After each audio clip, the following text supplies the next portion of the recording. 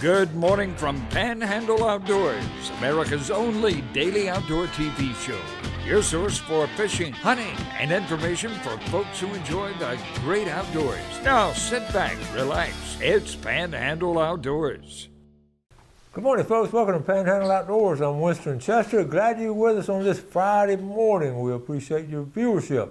Let's start off with our weather, brought to us by Gulf Coast Air Conditioning, Drew Pollard, and hard-working crew taking care of our everyday comfort needs. And hasn't this been a comfortable week? High today 72, low 62. Get this, our all-cold electric water temperature is actually up to 63 degrees. I look back here on January 22nd. It's 58 degrees on January 22nd. This morning is 63 degrees at the end of the pier. And that's quite a jump right there. So it's going to be interesting. I got tickled the other day. Somebody posted here this February, and somebody said, well, all right, we've had two fogs, second fog. And somebody sent it back because, you know, talking about the third fog in March that brings in the Spanish mackerel. Well, this guy thought it was the third fog of the winter. So anyway, we're not going to go there yet, but when the water temperature hits 66, it's not too far from it. We'll start talking about it. Anyway, let's move on. I digress. River Region is brought to us by Panama City Coca-Cola. The Appalachian Cola of Bluntstown. Take a good look at that. We didn't get to do it last day or two. It hadn't much change. 7.3 had a little bump in it. The Choctaw Caraville 5.6. Slow, steady drop. River's in good shape. Going to be in good shape this weekend. Got some good pictures to show you of some really nice catches. Moving on with our tide chart brought to us by Kent Forest Lawn. Check out these tides. How about low tide we just had at 407, coming in strong all day to about 521. Great tides today on February the 7th. Remember now, 1 week from today, fellows, it's going to be Valentine's Day, so put that on your calendar. Let's do our fishing game times brought to us by Blue Water Outriggers. Our times today, 6:36 to 8:36 this morning, and tonight, 7:06 to 9:06. Wind seasonal southwest at about 5 to 10. All right, let's take a break and come back with some really cool stuff.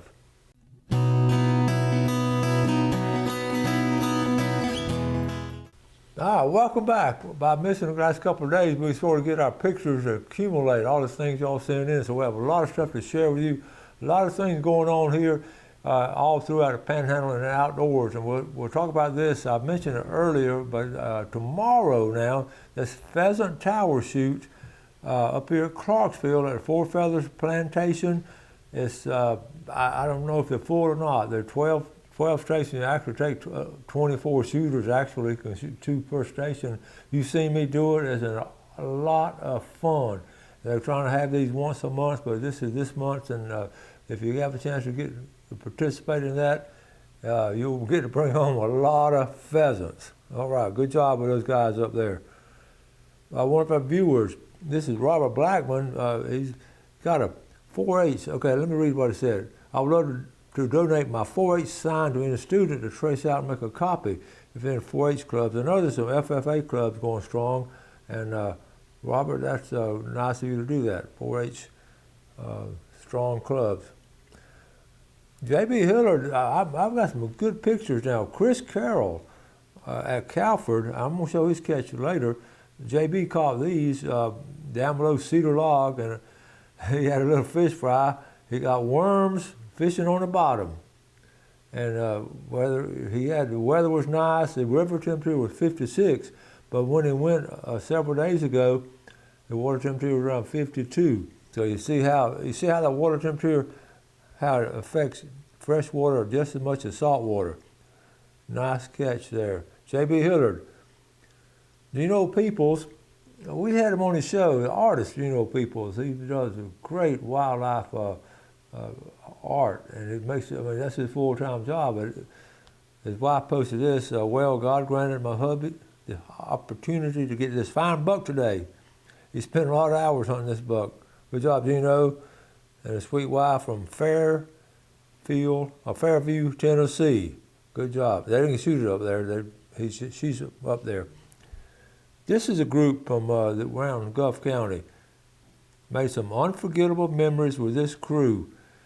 Memories that will always be talked about for years to come. That's a hunting party. You can see a family, wives, husbands, cousins, dogs, and that looks like, look at those pine trees. Is that not the Florida Panhandle? I know they enjoyed that. Okay, one of my former students, hey coach, this is Matt Cox. I wanted to share my 7-year-old son's killed yesterday afternoon in Vernon. It's a couple of days ago. His name is Reed Cox. Check out these pictures. Now, that's a nice buck for a 7-year-old.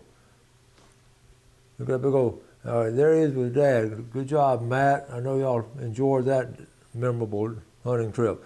But then I wrote back, I said, that's great, Matt. And that's a fine buck. Congratulations, Reed. I'll get this on the show. And then he said, well, he killed his first one a month ago, and then this big 6-point. Okay, so this is one he got a month ago. That's the first one. And he went through the ritual of having the blood on his face, took a big old smile. And that's when he was excited when he ran up there to it. That was a lot of fun. Good job, Matt and Reed Cox. Okay, the Moser Bassmasters, this was really good. This was up in Bainbridge, Georgia, on Lake Seminole, and they posted this picture. They were just getting together before they had a morning prayer before they went fishing. The FCA Outdoors and FCA, actually the Fellowship of Christian Athletes, have a strong outdoor group, and they gather up there. And these are all the different ones talking before they went out on the water, all the different clubs. I don't know how many teams. There was quite a few teams that entered up there. I don't have all the names of the folks on here, but they're having a good prayer before they go out fishing that morning. Okay, here's the weigh-in. They come into the weigh-in, and they did real well. Like I said, other teams from all throughout South Georgia and North Florida, and that's a really fine lake to fish on.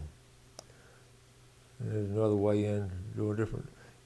On here, you understand what they're doing. They're keeping alive, that water circulating, and really, you got them in the bag there. You got to have them alive as a really big penalty when you weigh them in. There's some there. And here they are leaving that morning. So it was cold from all indications.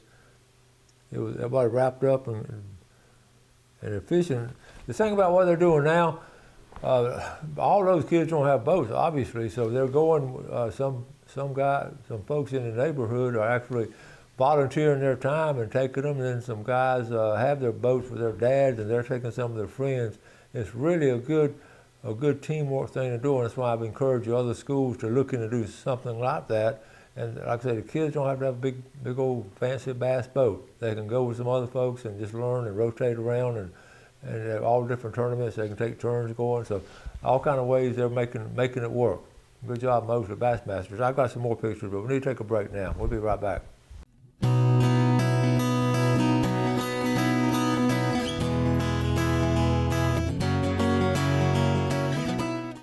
Okay, welcome back. We're talking about bass fishing tournament, and bass fishing has always been so popular here in this part, all across the state of Florida. It's been popular, but getting young people, you can do all kinds of things, not just at lakes. They can go fishing all kinds of different places like ponds and these retainer ponds. They're catching a lot of bass. Let me finish up on the pictures here. Here's the boats going out. Like I said, I had that one. And okay, here's the weigh-in. Some of the boys up on the stage. They have good sponsors, and there's another boat going out. And like I say, 2 and 3 nice bass. Like I said, I don't have the boys and girls' name, and I got tickled at the look on his face. He's happy right there. And look at her. She's saying she caught this one. You know what she's saying? That's one I caught. Okay. All right. Listen. The other day, what no-see-ums do during the winter, is that true? Because all this cold weather, we're talking about all the cold weather we've had, and no mosquitoes and all. And I got a text from Terry Jazeski from down in Gulf County. He was up in Alaska. He was stationed in Alaska for like 4 years, and he said, the mosquitoes bugs do actually thrive in cold weather, but the no-see-ums, I was out there working in my woodpile the other day, and some no-see-ums, I was sort of in shorts and all, not knowing any better, and started getting bit by no-see-ums in February. So that's what they're doing right now. They're sharpening their teeth. Speaking of Terry Jazeski, he sent this. Took my granddaughter on the creek Saturday. A great day, always amazed by the reflections. First of all, it's just great taking your granddaughter out, but then taking her out a beautiful place like this. Let's look at these pictures. Is that, I just love these part of the woods and the swamp area. They just, and the reflection, look at there. Terry's granddaughter is in the aeronautical school over here at Haney. Look, is that not beautiful though? Look at that reflection. What a great way to spend a Saturday with any of your grandchildren and family, but especially in a place like this. Does that not look peaceful and relaxing? Cool, good job, Terry. Okay, look, this boat is for sale. This is a fine boat. I went by the other day and I saw the boat. I stopped by. This is at BJ's Marine. It's a one owner.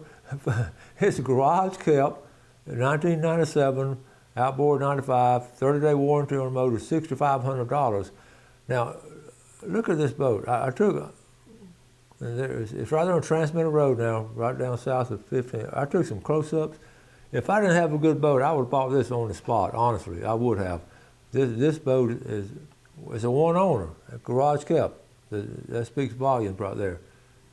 And spring coming on, you're talking about a fine river boat. That's at BJ's Marine. If it's still there, it may. If somebody ride by and look at it, it may be gone. And the Evinrude motor's in great shape. It's an older model, but I talked to Roger. He said it's all in really good shape. So run by and give him a chance. Okay, now this. All right, Christy Simmons sent this to me. Hey, Coach Chester, I just had to share with you. Check this out. My brother got a massive 17-point buck this past Sunday. And the best part, it's a Bay County deer. Talk about a once-in-a-lifetime hunt. I knew you'd appreciate this one. Hope you're doing great. Thank you, Christy, for sharing that with us. And here it is. Okay, Will got this one. Look at that. 17 point. I know he's proud of that. Look at that. You just don't see that very often. Thank you, Christian. Good job, Will. Appreciate that. All right. Carol Miller sent this to me. Jump on the fishing. It's all about the snackle box. Here's an idea for your next family gathering or just going fishing. You take a snackle box, all these snacks with you. Now, I absolutely love to eat, and that's right up my alley right there. Thank you, Carol. A great idea. And then I saw this. I had to share this with you because everybody has a junk drawer. Folks, they're actually selling junk drawers online now. You can get a junk drawer starter kit for people who just bought a new home. So you always think about a housewarming kit. And look at this. Look at all the junk in there. Don't we all have that drawer in our kitchen or somewhere in the house where we just have that stuff we got to go to and find right away, the batteries and Scotch tape and all that. They're actually selling these. I cracked up. Several people ask about Ken Paramore's phone number on the calendars for the National Turkey Federation right here, 832-0718. Several of y'all asked that, and I want to make sure y'all get to it. And this is a picture I was talking about Chris Carroll early when I started the show. Good Day Fishing out of Ebro on Highway 20. And the first time he's been able to go in a couple of months, but that's exactly what we're talking about. They're biting really good off that Choctawhatchee River system. Chris Carroll is a fine fisherman, and he's like all of us, and he don't have a chance to go as much as we do. Okay, so I have some video. I'm going to wait and show some video to you on Monday. I'm going to tell you about it. We were down at the state park in Port St. Joe, and I was sitting on the porch, and there was actually a lot of traffic going by, a lot of dump trucks. And I told Gail, I said, this is unusual. All these dump trucks. I was trying to get some peace and quiet, and they just kept coming by and kept coming by. And curiosity got to me, and I just wanted to show them. I'm gonna go and show them to you now. I'm gonna take time to show them to you. Okay, so I'll go down there. I figured some kind of construction going on. All these dump trucks are loaded up, headed north. And it was one after another. And I said, so much for peace and quiet and reading and all. So we got in the truck and followed down there, Folks, they're in the state park. Look what's going on. They're actually rebuilding the sand dunes at the state park, at St. Joe State Park. This is an area that washed through when Hurricane Michael hit. Remember the bay had all the water in it, then it washed out, and remember that we showed you the video. They're actually building the sand dunes. Okay, okay. I was just fascinated because I've always talked about rebuilding sand dunes and doing things like this. I've never seen anybody do it. And look at, okay, so we're looking, I'm in the boat ramp parking lot. This is looking toward the campground, okay? To the right is St. Joe Bay. So you can see dump truck after dump truck. And I mean, I don't know how many trucks. If some of y'all watching the show working down there, tell me how many dump trucks y'all have coming down there. Jason, he gets a free ad right there. Okay, I got one more of them. So now I'm facing the boat ramp. I showed this because nobody's in the parking lot at St. Joe. Way down there is a boat ramp at St. Joe State Park. There's nobody fishing. That's rare. You can hardly ever see that. But then it'll come back around, the Gulf is to the right, and they're actually rebuilding these sand dunes. They were, if you remember, they were really 20, 30 foot high. These are not that high, but they're actually getting started on it. And I commend the state park system for doing this. I just really, it's really tickled to see that. Okay, all right, so yeah, that's it right there. So anyway, it's those dunes were just gigantic. If all that water rushed through and take them out, and now they're rebuilding them. That's cool. But that's what all the commotion was. Okay, here we go. Let's get our drawing going in. Okay, start off with a fried mullet plate, the Gene's Oyster Bar. Okay, and the winner is going to be from Fountain, Camilla, Melvin. Okay, for Top Rock Seafood, we're looking at a $20 gift certificate, Top Rock Seafood, and that winner is going to be all the way from Fountain, two of them Fountain, Grace Aaron. Okay, we can't get anybody else from Fountain now. That's 2 out of 3. And the Big Red Snapper is going to be from Panama City, Darlene Harris. All right, Michael. I know y'all are going to be eating some red snapper. Michael Harris' mom, Darlene. Okay. Let's take a break. We'll come back with our famous Friday fishing forecast.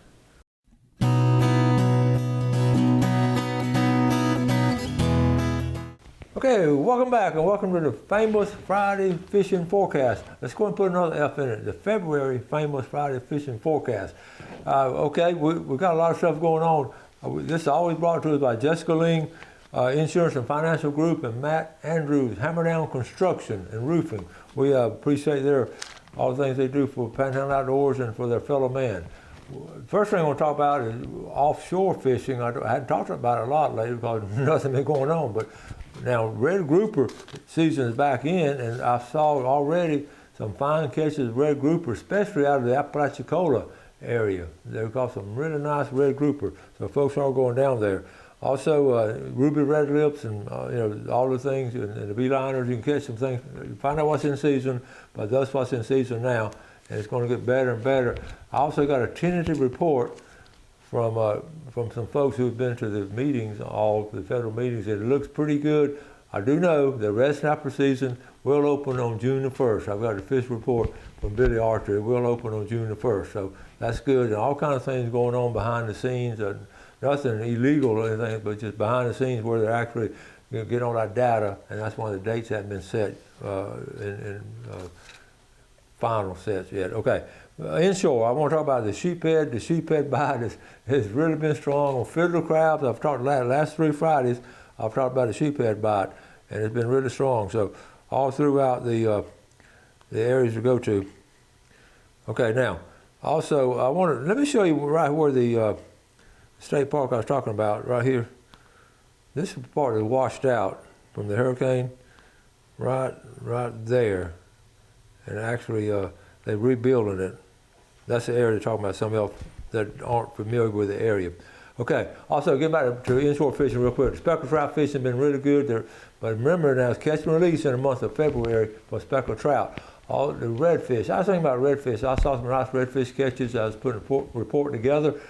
You know, redfish, just about 12 months a year you can catch redfish. If you can't catch them in the flats, you can catch them around the bridges. Redfish is just a fine game fish for our area. A lot of fun, a lot of catch and release going on with red fishing now. That's why we have such a good job done with those. Okay, also let's go over to freshwater. You saw the bass fishing. You saw the pictures of the Choctaw River with J.B. Hillard and Chris Carroll. The fish, the bass, the crappie bite, Lake Tarquin is strong. Catfishing, I didn't get to mention catfishing last weekend. It's going to start picking up. Right now, the water just is steady. When we get a real strong flow and then it calms back down, we're going to be some really good bass fishing, catfishing. Also, getting back to bass, I mentioned earlier pond hopping.